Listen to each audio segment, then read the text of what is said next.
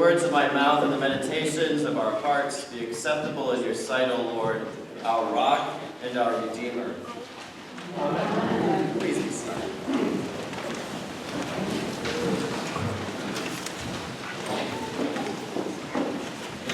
There's a new superhero movie out in theaters this weekend starring an unlikely character. She's short, African-American woman, former slave. I'm talking about the new biopic about Harriet Tubman. I've been fascinated listening to interviews about the movie, stories about the movie this week. I remember learning a little bit about Harriet Tubman back in elementary school, just the broad outlines about how she was a slave who escaped slavery and then returned to help others, to lead others to freedom. But I have been just fascinated by her this week. She was, as I said, very short, about 5 feet tall. As a young woman, she suffered a traumatic brain injury that kind of followed her throughout her life. She would have seizures. She was often in quite a bit of pain. She was illiterate, unable to read newspapers or maps. And she was told time and time again after she escaped to the north and was working with northern abolitionists that she had absolutely no business doing what she was doing, going back into the South to lead other slaves to freedom. They said she didn't know what she was doing. She was taking too big of risks with her own life and with the risks of those she was hoping to help free. The thing that really got my attention was that she did all of this because she believed deep in her heart that she was called by God to this work. She prayed almost constantly. She would experience what she believed were visions that were from God that would tell her what to do. If she got into a sticky situation, she would trust that God would lead her through it. She believed that the work that she was doing was what God had intended her to do, why God had put her on this earth. I've just been absolutely struck by this story. I didn't realize or I had forgotten that she settled later in her life in Auburn, not too far from here.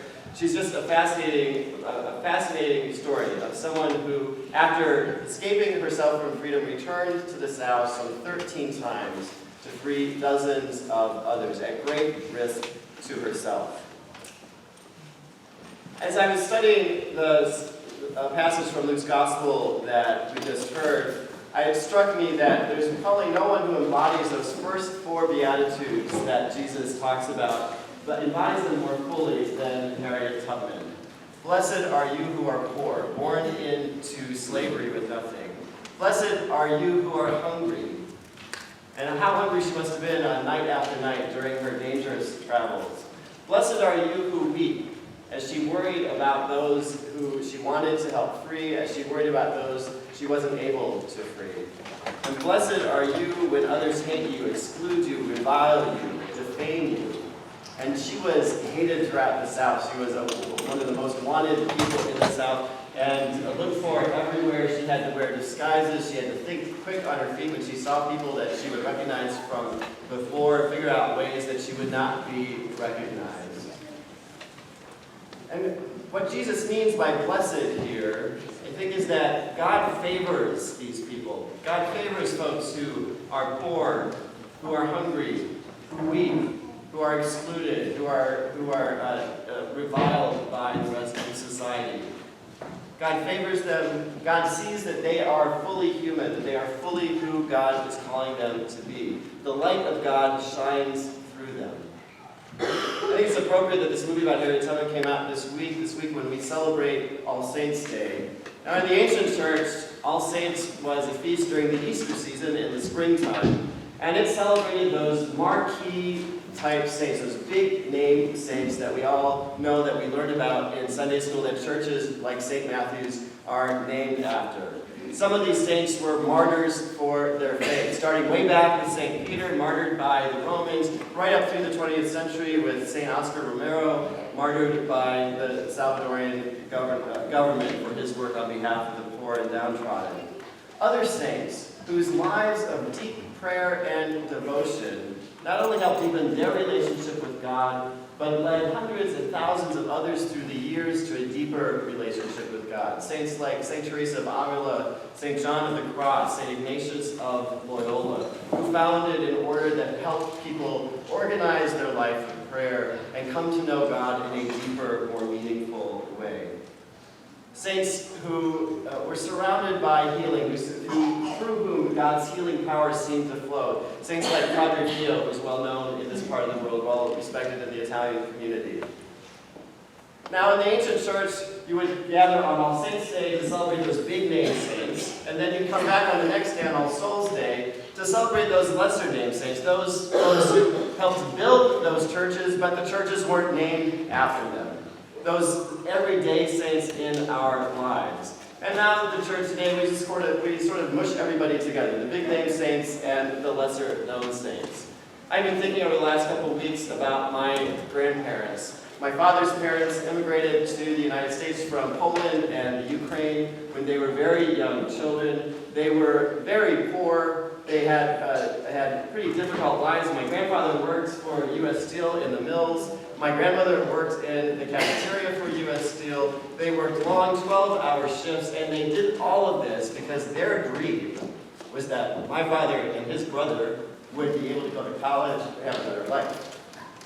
There was such a story in our household growing up that I feel like it shakes me still today, the importance that my grandparents put in my father going to college. He did go to college.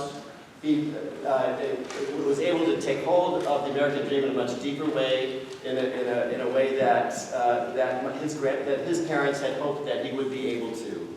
And I'm here today living the life that I have because of the sacrifices that my grandparents made.